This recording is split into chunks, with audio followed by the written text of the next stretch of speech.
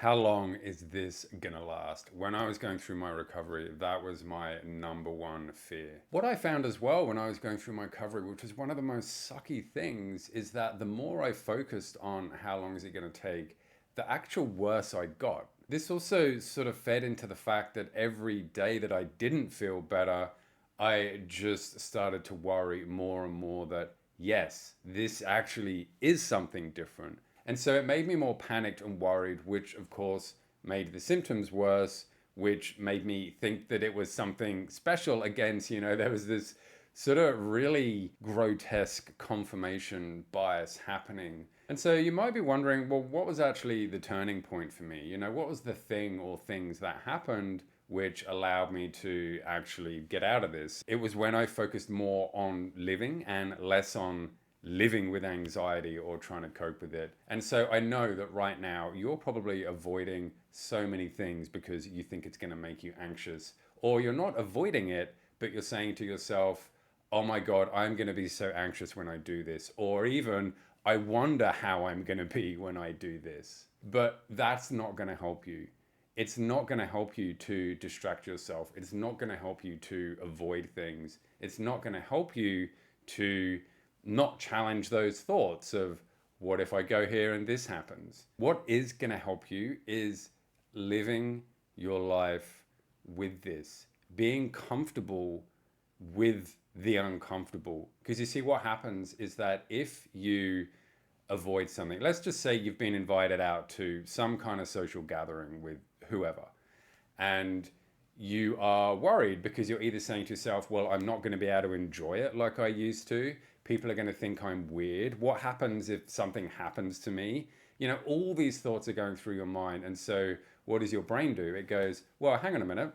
We're going to keep you safe and you're going to stay home tonight. And so you stay at home and maybe you do feel a little bit better. But what you notice is that this isn't any type of long-term fix. It might make you feel better for that night or maybe the next day, but does it have any long-term effects? And you know that the answer is no, because if it did have any long-term effects, you wouldn't keep having to do it again and again and again. The way to have long-term positive effects is to be comfortable with being uncomfortable. If you go to these events, what you're doing, or anything that you're avoiding, if you're doing it, then you're showing your mind through action that it is safe.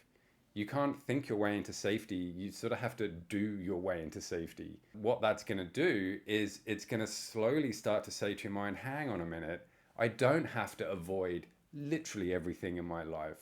I don't have to think this about myself. I don't have to accept this. I don't have to just be stuck with this forever. You can go out and do stuff. Recovery sneaks up on you. It sort of happens without you even realizing it. If you're constantly checking to see if you're getting better, to check on your symptoms, to say, oh, today my DP is a 10 out of 10, so it's bad, but yesterday it was a 5 out of 10, so I thought I was getting better. That's really not a good way to do it. So if you keep watching the clock, if you keep checking how you're feeling every single day, then you're letting DP and anxiety win.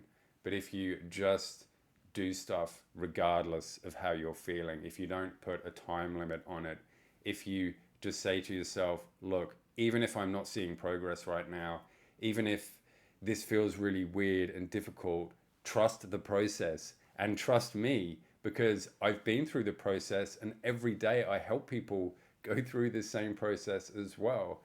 It's the process that works. I understand that recovery can be difficult. And so if you do want help in what those next steps are and how to actually put them into your life, then check out the Freedom course. It's going to give you that clarity and it's going to get you feeling calmer. So go check that out. The link's in the description. And until next time, I'll see you in the next video. Bye.